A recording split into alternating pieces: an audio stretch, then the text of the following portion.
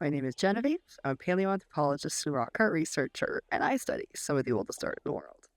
All right, carrying on with our field series, Cave Art 101, Season 3, with World of Paleoanthropology, and more from my day at Little Petra in Jordan. So, Little Petra, like I was explaining last episode, is a mini carved version of the Big Petra. It was actually used first while they were building the Big Petra, I just found out.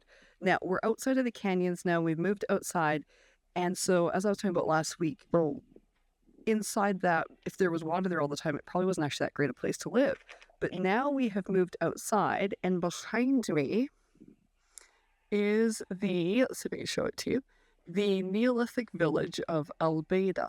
And so Albeida was occupied, I believe it was around 8,500, maybe 9,000 years ago. So Neolithic, so after the end of the Stone Age, but the new Stone Age, Neolithic. So Neolithic is sort of the transition to village life, agriculture. This is what happened after the ice sheets melted. The world changed. People weren't hunting and gathering so much. They actually started moving into villages. And so this one is an amazing example of one of the earliest villages in the world. So how cool is that?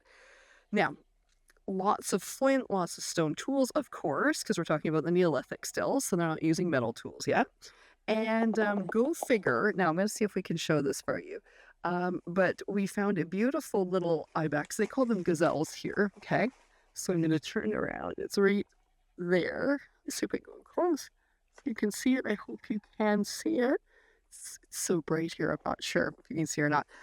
So there is an engraving of an animal right there, as one would expect, near the village where the people are living. So it's nice to see again when you're checking, when your check marks are working, right? You're like, this is where we think we should find the art. And now we start finding the art. There's also something, and this is, again, one of the problems with dealing with open air art that's this old, is it doesn't survive necessarily as well as it might in a cave. So right here, I have a spot where you can still see the legs of an animal, but the rest of it's kind of eroded. So I'm going to turn it around. We're at a point. And I'm going to try and show you the animal legs, possibly the remnants of a head and a tail right there. So hopefully you are able to see that, and you can see the legs that go down right there. But yeah, unfortunately, I mean, 9,000-ish years in the open, you might not look so good either, right?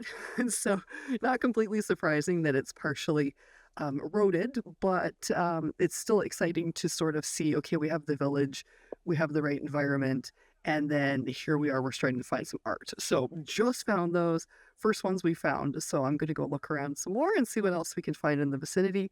But definitely exciting to kind of feel like starting to lock in on the environment a little bit and on the way people might have been thinking, and why they were putting the art where they were. Because like I said, that's half the battle with surveying, is kind of getting inside their heads and understanding why were they doing it where they were doing it. And certainly lifestyle matters, proximity matters, could be religious reasons, all those sorts of things. So super exciting to have this exactly where I would have hoped it would have been.